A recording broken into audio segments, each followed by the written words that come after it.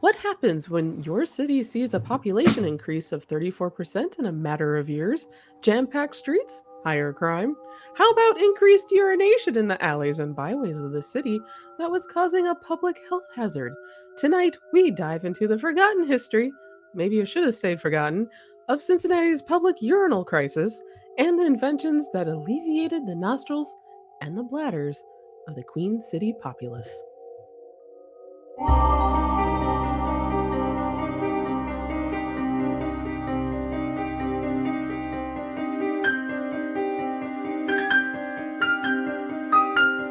Hello, everyone, and welcome to another wonderful episode of the Cincinnati Cabinet of Curiosities presents the Hometown Haunts podcast. I am your host, Kat Cloco, and along with me are Christina Wald and Jen Kohler. You can follow us on social media at Cin Cabinet Curio on Twitter and at Cincy Cabinet of Curiosities on Instagram. We're dying to hear your personal encounters with the paranormal and fringe history from your neck of the woods, so please send it to hometownhauntedmail@gmail.com or join and share your stories on our Facebook group, which is just titled Hometown Haunts. We're an official podcast that can be heard wherever you listen to podcasts. And if you want to see us while we're doing the show, you can watch the video feed on YouTube. Yeah. Find us by searching Cincinnati Cabinet of Curiosities and please rate and review us there and wherever you listen so that other spooky history lovers just like yourself can find us. So, some show news before we get into the urinal crisis. Uh, I will be at the 2022 Anime Central in Chicago, Illinois, this upcoming May 20th through the 22nd, and I have copies of both the Cincinnati Cabinet of Curiosities issues 1 and 2, and my brand new book, Witches and Sorcerers. So this will be out. It just came hot off the presses like 2 days ago. So I'll have all of that, and my booth is H05 in the Artist Alley. So it's right next to the vendor's room. So if you're just going from one room to the other, you'll see me. Everything is bright pink. And just a note, masks are mandatory for Acen as well as proof of vaccination or a recent negative COVID test to be able to get badges. So Christina, you have some news as well. Yes. Everybody knows one of my big passions is urban sketching, and I started the urban sketching chapter in Cincinnati. And now I am actually going to be coordinating social media for the urban sketchers around the world. So it's really exciting. I get to work with a team from Singapore, Hong Kong, London, in the US. We've got people all over the world. They have, I think, 360 chapters, and it's really taught me a lot about social media, especially working with, our comic book company, because there's a lot of social media with that. And it's an ever evolving landscape. As everybody knows, we were just talking about new ones, things like TikTok, which you use a lot, Kat. Do you like using TikTok? Yeah, it's pretty good. You get a younger audience with it, not to sound like a grandma with that statement, but you get a lot more engagement as well Hmm. because comics are such a visual medium. So it works well with making little movies. So I'm sure with the illustrators group, um, you can Hmm. also do similar stuff. People really love on TikTok progress, like just watching hyperlapses of your work. So Hmm. I know with your watercolors, that would be really intriguing to watch. Mhm. And that's one of the things that's challenging with a comic company is like, how do you keep people aware of what you're doing when Facebook and Instagram actively suppress anything that you're trying to do? Yeah, it's a toughie. It is very tough. Yeah, So, and all of them do. Obviously, they're private entities, and so they can do mhm. whatever they want. And so you kind of have to navigate figuring out what you're doing. But it's Yeah. it's exciting, and I feel like I learn a lot and get to meet a lot of people. One thing that's exciting about the Urban Sketchers is I'm a travel addict, and I know we've all been wanting to travel for a long time. And you can sketch anywhere you go in the world with the Mhm. chapter. So it's really fun to meet the other artists and that kind of thing. So that's my exciting news. Yeah. Though I will say word of mouth is always the best. So, Mhm. all of you wonderful listeners, tell your friends about this podcast. Exactly. The good segue. Yes. So, we are just gonna dive right into tonight's Poor topic. choice of words. Um, so tonight, uh, The sources for tonight's show are Cincinnati Magazine and very greatly historian and friend of the show Greg Hand and his Cincinnati Curiosities Tumblr blog, speaking about social media. So he has written wonderful, wonderful articles about these topics, plus so much more. And he's been on our show before a few months ago at this point.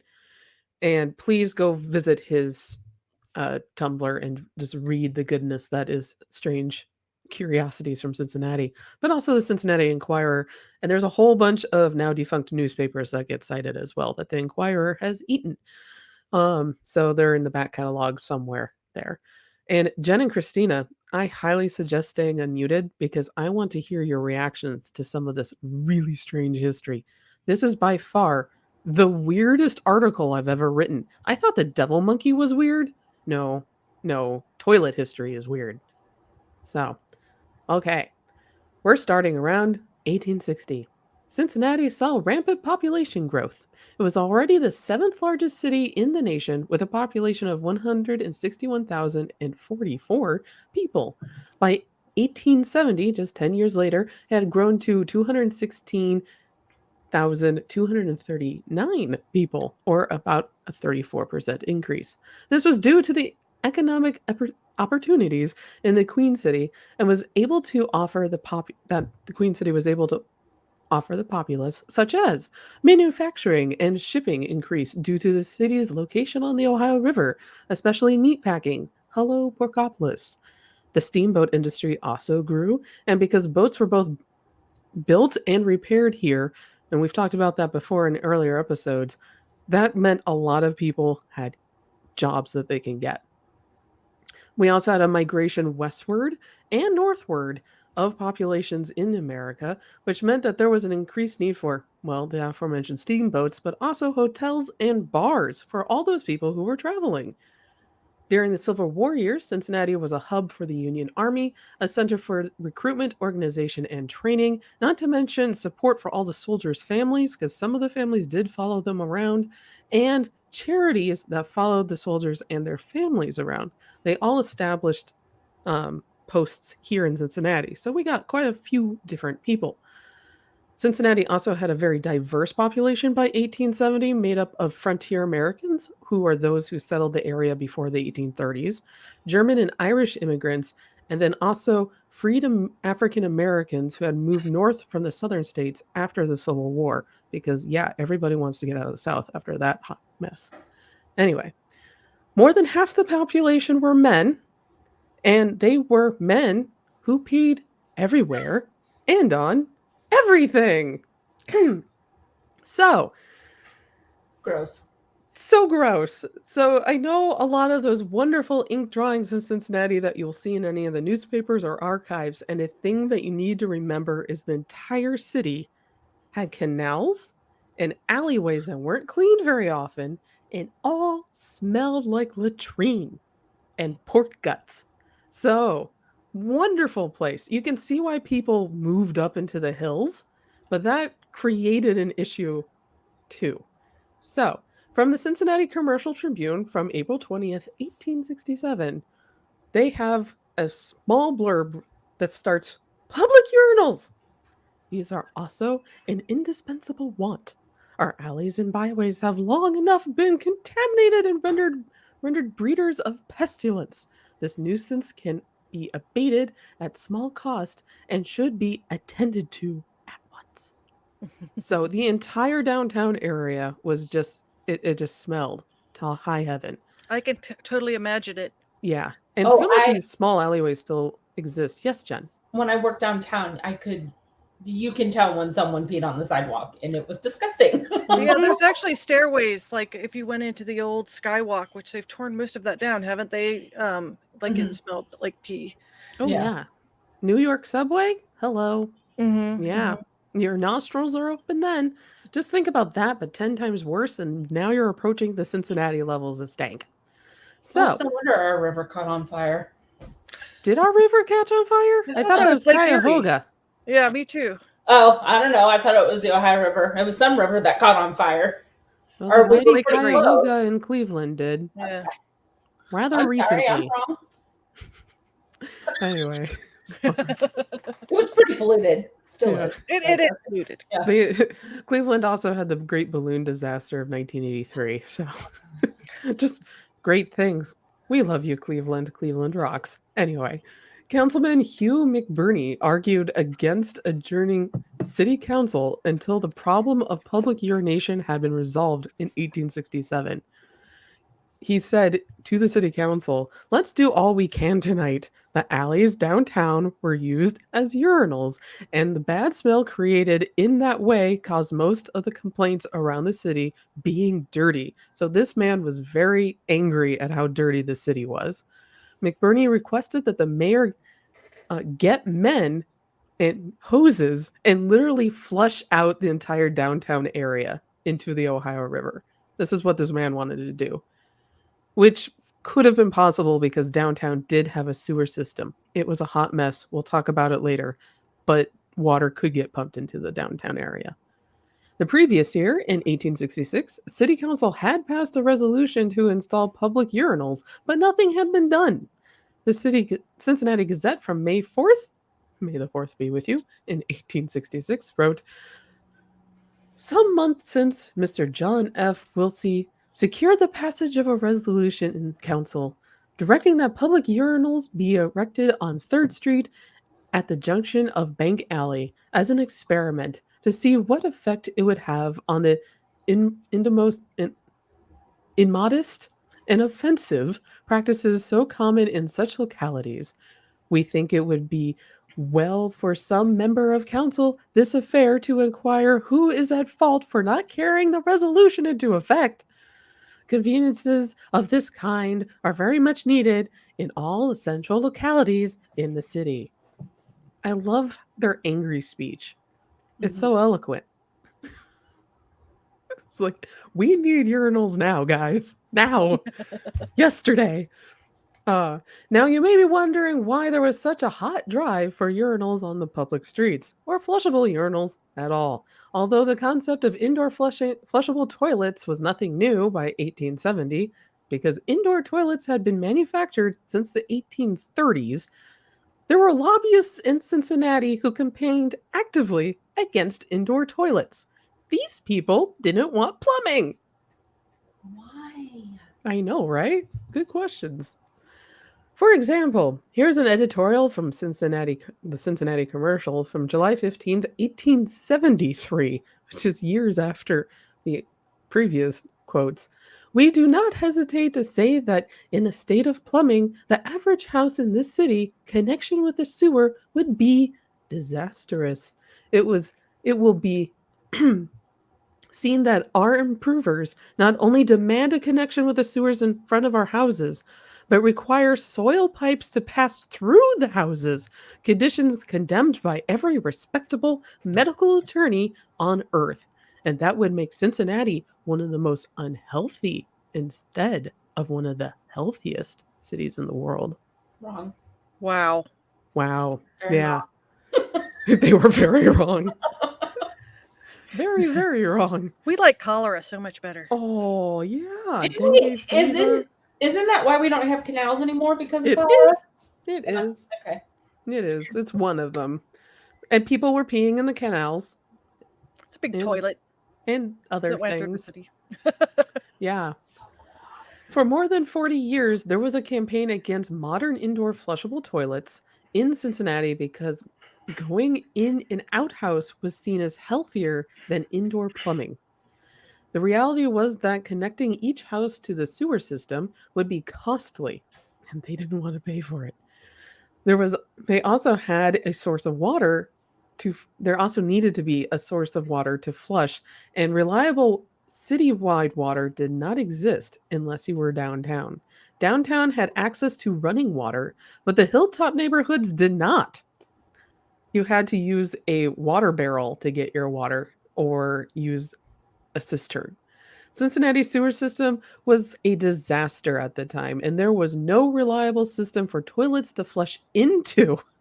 Finally, what did flush out of the sewer from the city, especially on the east end, flushed into the Ohio River and then basically went directly into the city waterworks. Ew. Yep.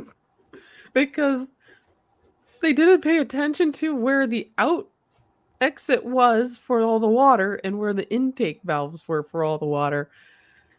Just put it in the rivers and the oceans. It'll take care of Oh, it. yeah, it'll You don't just be need to fine. you don't How need we to all don't have 3 arms and 6 ears, I don't know.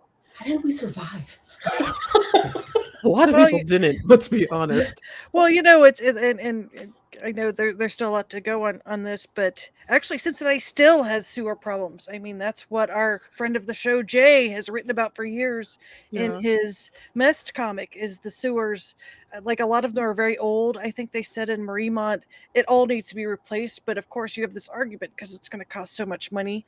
Our house actually was on septic until like 15 years ago. We're 10 minutes from downtown Cincinnati, and our house was a little not I would say opposite of oasis of houses that never got to go onto the sewer line. And so all even though we had a leach field, is that leach field? All of our there was a new Dries development that of course was just built behind our house, and all our sewage was going into their backyard, and strangely the people that lived there didn't like it. No. Huh. And Yeah. so finally, we're now on city sewer. But when we bought our house information lied and said we were when we weren't. Hmm. Oh, They actually said can't we do could have that sued. now. Yeah. Wow.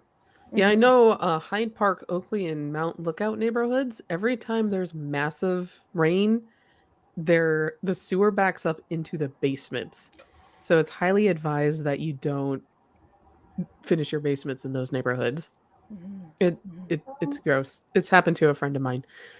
Anyway, let's Back see to the where we're past. yeah.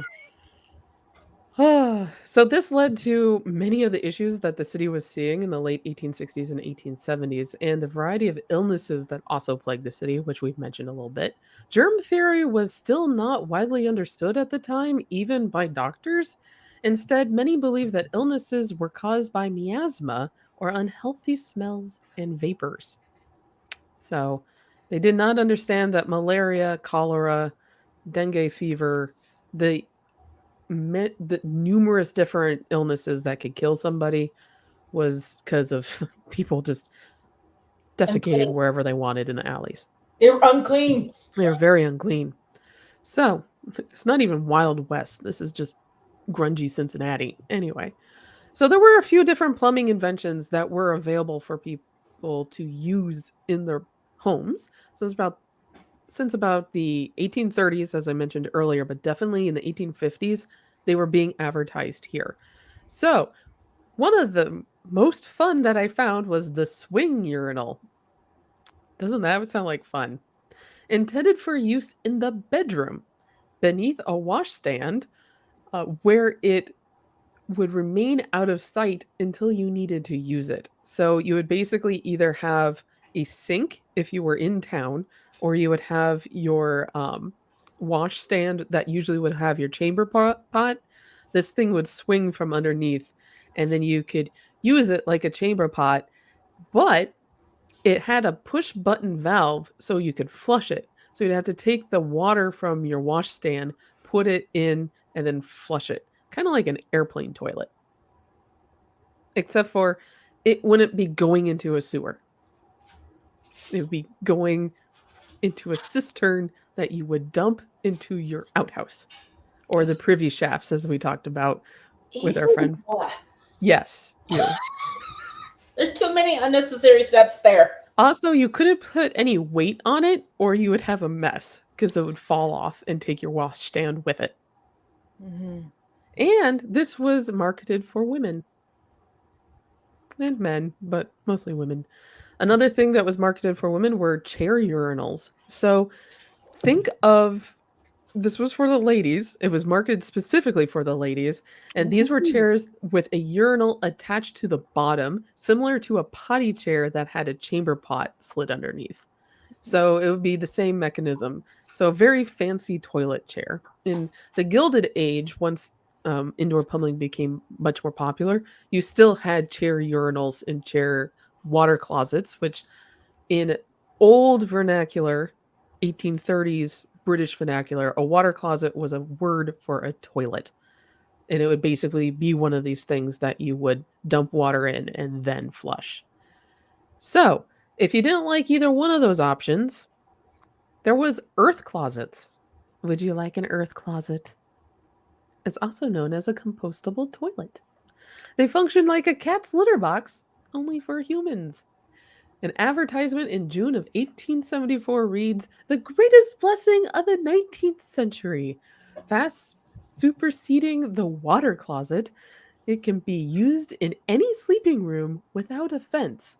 However, the earth closets, needed a constant source of fresh shifted dirt to keep the offense from offending your nostrils. Yeah, I'm imagining all kinds of smells. I mean, the cat box is bad enough, but like I can't, in the old days when they had chamber pots and fans. Yeah, I'm just thinking, oh my gosh, that's probably why people thought the outhouse was a better option. Well, yeah. August in Cincinnati, the humidity, the Ew. human litter boxes, Mm-hmm. no vents. Oh, that sounds disgusting. Sounds so wholesome. Everybody always wants to go back to the past. Oh yeah, because it's so great. I So can just great. imagine all our listeners are wincing now. You know what? It was fine for men because they could pee anywhere.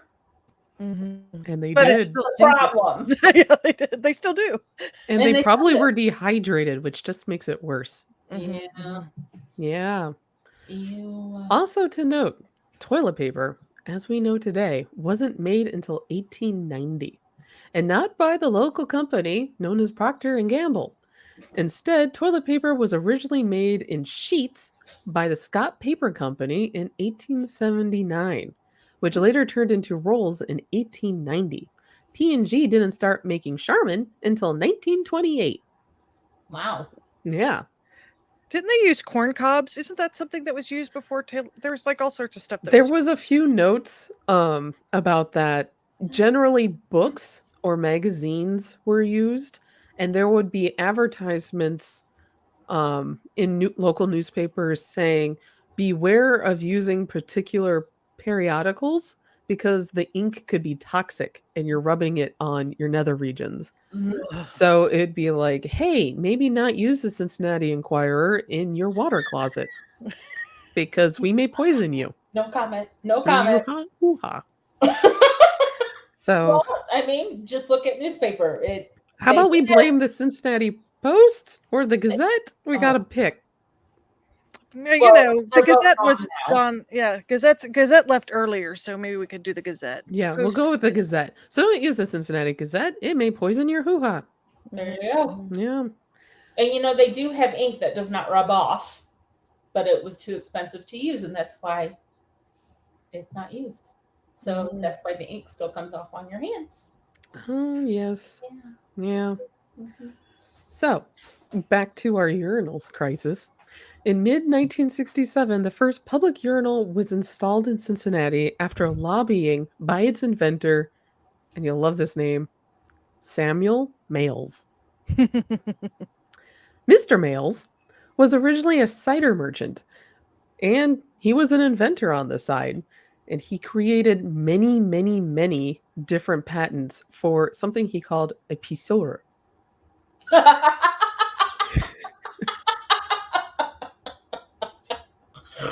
Yes, Pissoir, pissoir.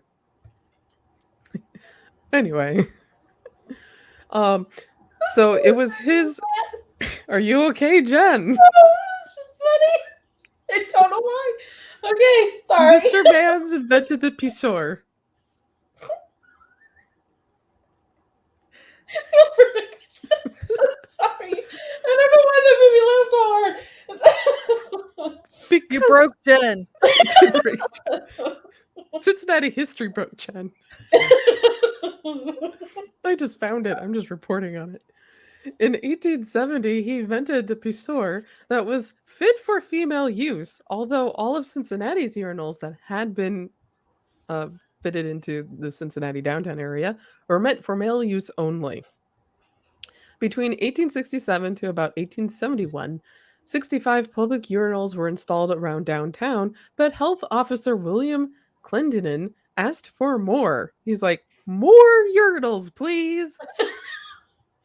So, The Enquirer reported on May 24th, 1871, that Mr. J.C. Fidelday, a chairman of the Committee on Public Urinals, yes, there was one, reported that out of 65 urinals put up around the city, 63 had been examined. 27 of these had good condition. 25 of these were in tolerably good condition. 11 decidedly bad and new were sorry. It sounds like a math problem. Were new were problems basically, and moved that the number of urinals be further increased. New ones should be placed at the corner of every alley where a sewer was located.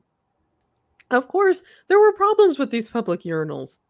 They were installed on sewer lines, so they did have a source of water. However, they often leaked into the neighboring buildings, often apartments or stores, and did not always flush properly, which would mean that the contents would spill and leak and create puddles into the alleys, which they were trying to prevent from doing in the first place. Just more That's concentrated. almost worse. Yeah. Oh, Can you imagine having a dry goods store and No. just seeing this No, ever you have to growing walk leak through that on to your go wall? in and no. Yeah. So, up until the mid 1880s, public urinals were a common issue with the city. Just city council just constantly had issues with them. Property owners complained about the damages from the urinals. The budget hawks complained about the cost to maintain all the urinals. They're like, these urinals are too dang high. We need to cut back on the urinals. And apparently, there was only one guy to maintain all of them in the city, and he was prone to slack off, which caused lots of complaints as well. And the public urinals just weren't very clean. And when there was an outbreak of cholera and smallpox, wrong place. Anyway, newspapers insinuated that the source were these unsanitary urinals. In time, these urinals were dismantled and turned into public comfort stations, which anyone was able to use. They had urinals and toilet facilities for both men, women, and maybe children if you were brave.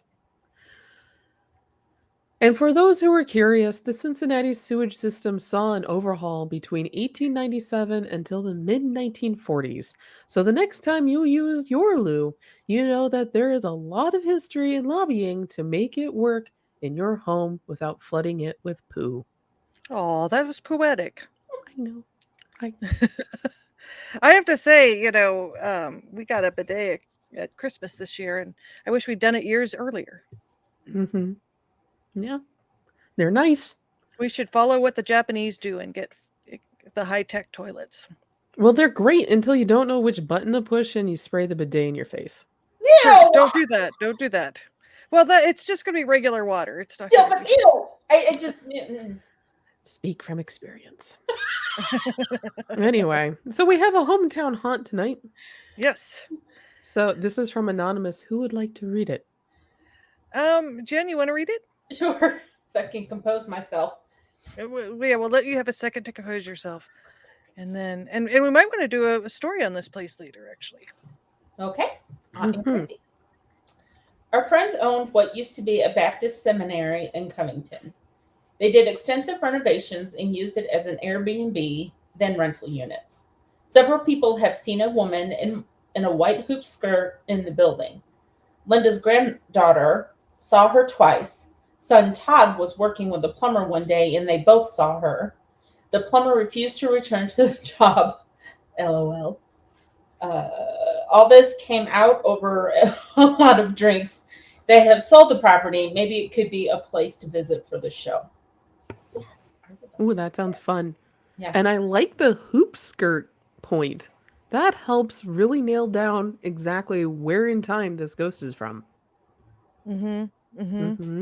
Yeah. But I love how this ties to today's topic because a plumber was involved. Yes, I know. That was serendipitous. Yeah. And this is a pretty common type of haunting around here. Just having one soul bopping around your house. Huh. It'd be fun to visit if they would let us. Yeah. The person that gave us this said that we might be able to talk to the new owners and maybe do an investigation there and see if they'd be cool about it. Oh, that'd be nice. You know, I don't know how Airbnbs feel. Well, I don't know if it's Airbnb or just a regular B&B, but I don't know if they. I mean, sometimes ghosts bring people, or sometimes they scare them away. I mean, what's your experience, Kat? Oh, marketing. They bring people, ghosts bring people. Yeah. I Mm-hmm. would say especially now. It's Yeah. definitely, if you can have a haunted B&B, people like me are going to rent the rooms. So, what is it? You said it's usual for there to be one person. Is it just there's one ghost that's more interested in being seen, or is it beyond what people that are not sensitive can see, or Oh no, what it's is your just, hypothesis? well, it's just a haunted B&B. So somebody Mm-hmm. clearly is attached to the location and just really has never left. A lot of older homes that don't see a whole lot of transition between owners. They can build a rapport with families that are currently living there. And like Riders Inn up in Painesville, Ohio, you can have a ghost that basically warns people of when something goes amok or awry. So Mm-hmm. like in their case, their boiler burst and Suzanne, who's the ghost, their resident ghost, um, let the owner know by lighting candles around the building, which is a big no-no because the building was built in 1814 Oh and wow. it has a lumber structure. And so the owner was just like, "Oh, something's wrong," and she followed the candles to extinguish them and found their basement flooding. Oh, wow. And then another time, Suzanne appeared before two police officers. She would open the front door of Riders Inn, and she was in a nightgown, and she did this around 2 or 3 a.m. And the police happened to be driving by and noticed her just standing in the doorway. So they came to investigate. And there was another problem with, I think, their furnace that time. So Suzanne does a lot to protect the property. It could be something similar to that. And the hoop skirt's interesting because that gives us a mid 1800s time period. You're looking at from like maybe 1840 to about 1870 before they became discontinued in fashion. So Didn't that's, they have hoop skirts in the 50s? well, okay, that's Different time. true. They had poodle skirts in the 50s, Those skirts. but the Okay. hoop skirts were going to be those large antebellum type dresses you've seen from Gone with the Wind. Mhm. Those were accomplished with hoops Mhm. and stays and corsets. So, and I'm a bit of a fashion lover. So hoop skirts were only around for maybe 40 years before people ditched them because they were a pain. Oh, yeah. Can you imagine trying to use a chamber part with one of those? You No. always see. I mean, they're really the dresses with hoop skirts are really pretty. I mean, you always saw them in like the old movies, like you were just describing, and like Mhm. They were steampunk always standing. shows the hoop skirts because they're Yes. cool. But yeah, Oh, they I mean, probably weren't pleasant. they are not pleasant because it's not just the hoop skirt, it's all the underclothes that you Hmm. have to deal with it. They were hot. that was, And I imagine. and this was also the time when clothes were dyed with arsenic to make green, and it was a real status symbol to have green on your clothing or on your wallpaper, and women died of arsenic poisoning because of that.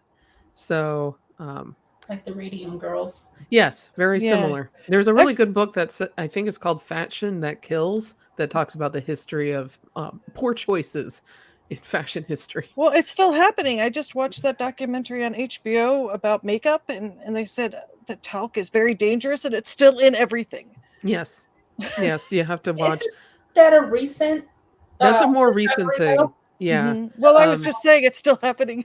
yeah, it still happens. There's a Yeah. few makeup brands that are safe, Hmm. and it's definitely when you become pregnant, you're warned, at least I was by my doctor, to double check makeup because there's talc in a lot of face powders. Hmm. And then there's also lead in a lot of red lipstick. So Oh my god. yeah. So there's a few good brands though that are made with better ingredients. You won't get the Hmm. same pop, but you also won't die of cancer Die. or Yeah. lead poisoning. There is So, that. well, Oh my god. Yeah. anyway, You know, red Yeah. all the way around is a bad poisonous color. yes, they And also crush beetles to make the also, color. So, huh? the crushed beetles to make the color. Yes, I've heard that with food coloring. Yeah. Mm-hmm. Yeah. So, wow, we got so many facts everywhere. Just I coming know at this you. has been a really interesting show. Short but interesting. Yeah, short but interesting. So please, listeners, send us your feedback. How did you like this show? Did did you like our toilet history? I Everybody will likes. find more interesting history like this if people like it. So you can find us at Sin Cabinet Curio on Twitter, at Cincy Cabinet of Curiosities on Instagram, and of course, we're dying to hear from you. So please send in your hometown haunts to hometownhauntedmail@gmail.com. For Christina and Jen, good night, and myself, good night and stay spooky. Bye. Bye.